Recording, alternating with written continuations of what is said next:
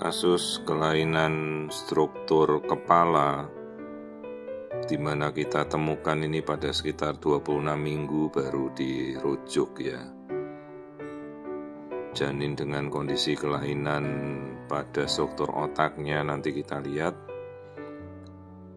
Dan ya ibunya benar-benar terkejut waktu saat mengetahui kasus ini, kok tiba-tiba baru diketahui sekarang. Mungkin sesuatu yang mungkin muncul di awal kita tidak tahu, karena ini juga bukan pasien saya dan ibunya datang dirujuk, atau saya lupa ini datang sendiri karena kecurigaan adanya kelainan pada struktur otak bayi. Jadi ibu-ibu bila mau melakukan pemeriksaan USG yang dilakukan oleh konsultan feto-maternal, maka itu dilakukan pada trimester pertama, trimester kedua, dan bisa trimester ketiga. Tidak perlu memakai rujukan, Anda bisa melakukan pemeriksaan mandiri, di mana seperti di luar negeri, kita melakukan pemeriksaan itu wajib.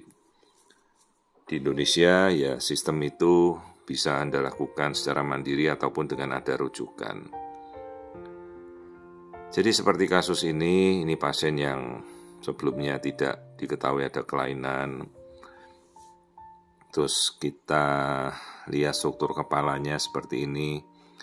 Perhatikan ini ada bagian yang hitam sendiri itu ya, sementara bagian atasnya normal. Ini sudut mata, kita lihat bola mata normal.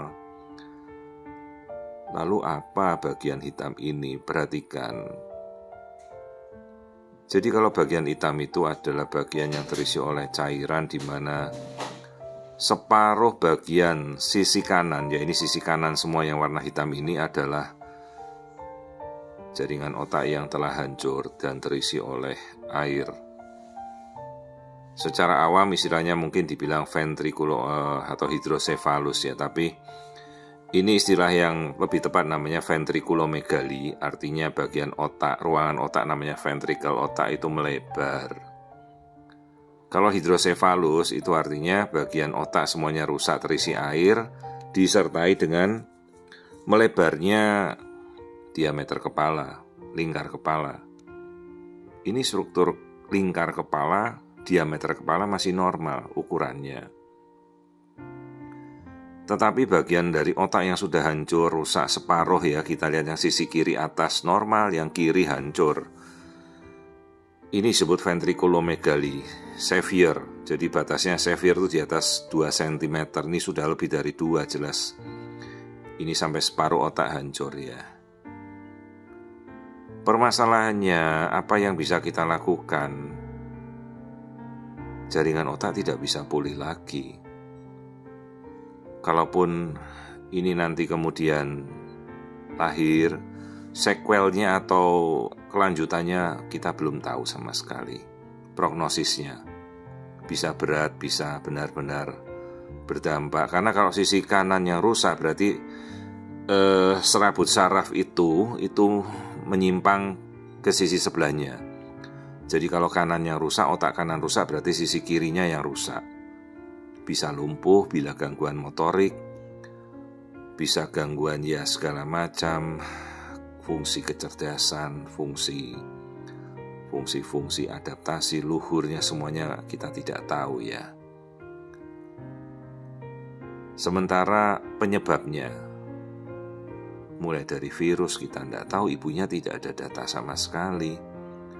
Virus itu banyak ya, ada virus rubella, campak, infeksi parasit toksoplasma, parvovirus, dulu SARS-CoV-2, COVID, itu semua bisa menjadi penyebab kita tidak ada data.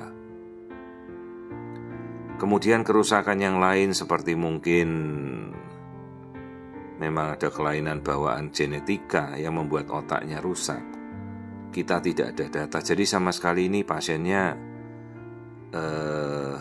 tidak ada data apapun, dan memang dari awal memang tidak dirujuk periksa konsultan untuk pemeriksaan feto-maternal.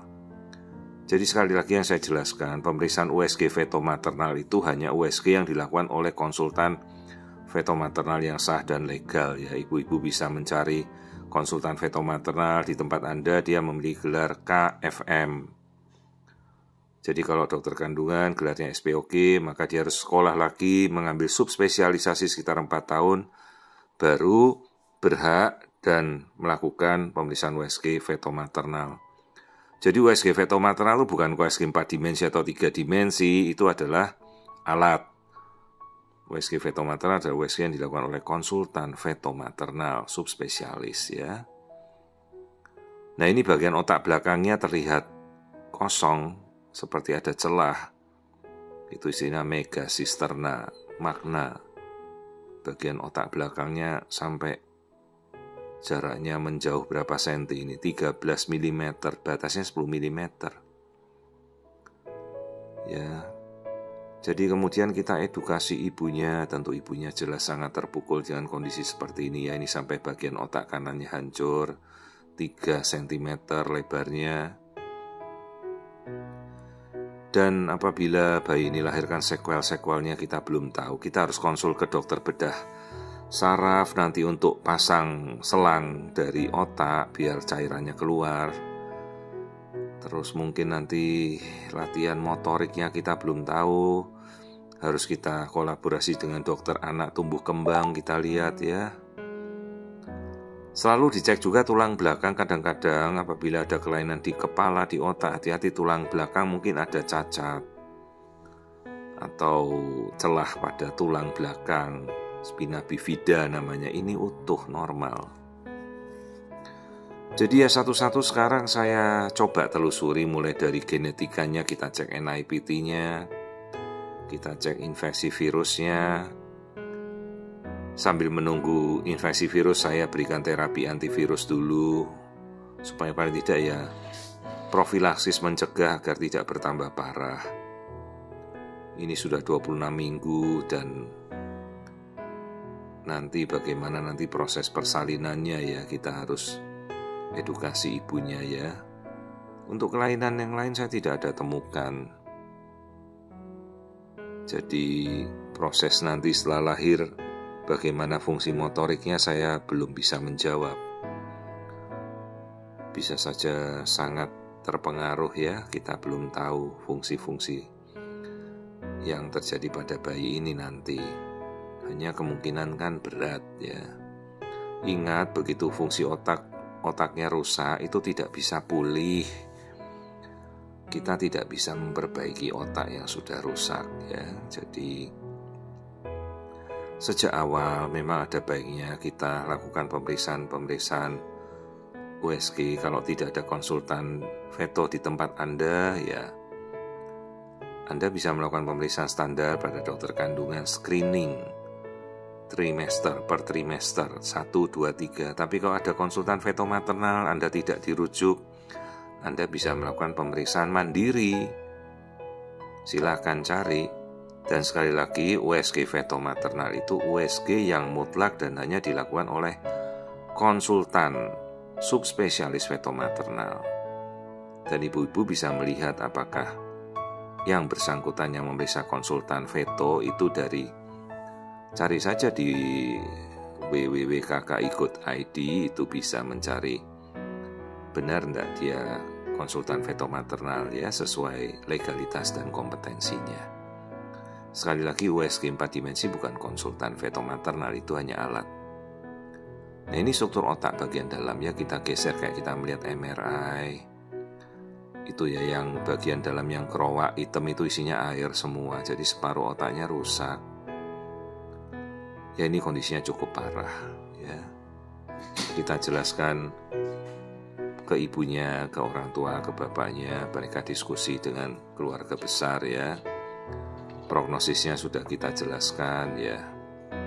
Jelas pasti terpukul melihat kondisi ini, karena dari awal dikatakan mungkin tidak ditemukan apa-apa, kondisinya semua normal, tahu-tahu kok otaknya sudah rusak separuh bagian sisi kanannya ya. Sementara tampilan wajah dari luar semuanya normal, tidak ada apa-apa. Jadi saya berikan terapi dulu antivirus sambil menunggu hasil-hasil yang lain.